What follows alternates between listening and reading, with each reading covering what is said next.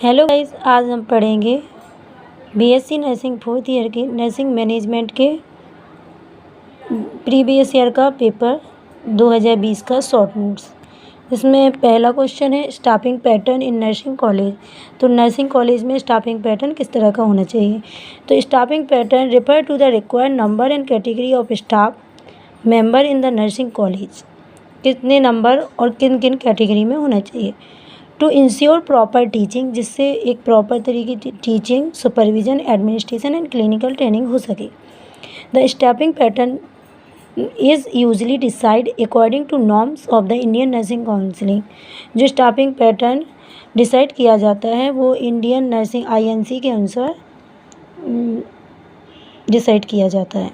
Proper staffing ensure quality nursing education and effective learning for student. अगर proper तरीके से staffing pattern हो तो एक क्वालिटी नर्सिंग एजुकेशन प्रोवाइड की जाती है and effective learning for student के लिए।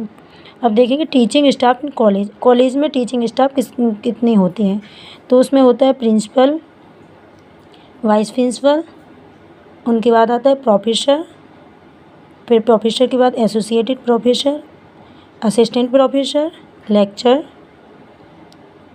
Clinical instructor, tutor. अभी हमने पढ़े थे टीचिंग स्टाफ। अब आता है non teaching staff. Non teaching staff में आता है librarian, laboratory technician, administrative, clinical staff, support staff. अब हम सबसे पहले देंगे प्रिंसिपल। प्रिंसिपल होती है the head of the nursing college. Nursing college की हेड होती है प्रिंसिपल। इनमें ऑल ओवर पूरी रिस्पॉन्सिबिलिटी एकेडमिक एक्टिविटीज़ की होती है। सुपरवाइज कहती हैं फैकल्टी मेम्बर्स को एंड स्टूडेंट को। और इंश्योर कहती हैं रूल्स एंड रेगुलेशंस कि अच्छे से फॉलो हो रहे हैं कि नहीं। फिर इनके बाद आता है वाइस प्रिंसिपल। वाइस प्रिंसिपल होता है assistant the principal and administrator and academic bank.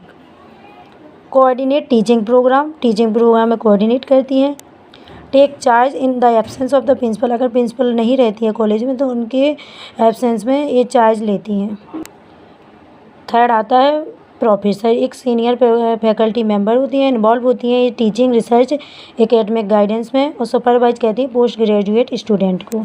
Associate professor ये पार्टिसिपेट करती हैं टीचिंग एंड रिसर्च एक्टिविटी में और गाइड करती हैं स्टूडेंट को थ्योरी एंड क्लिनिकल एरिया में।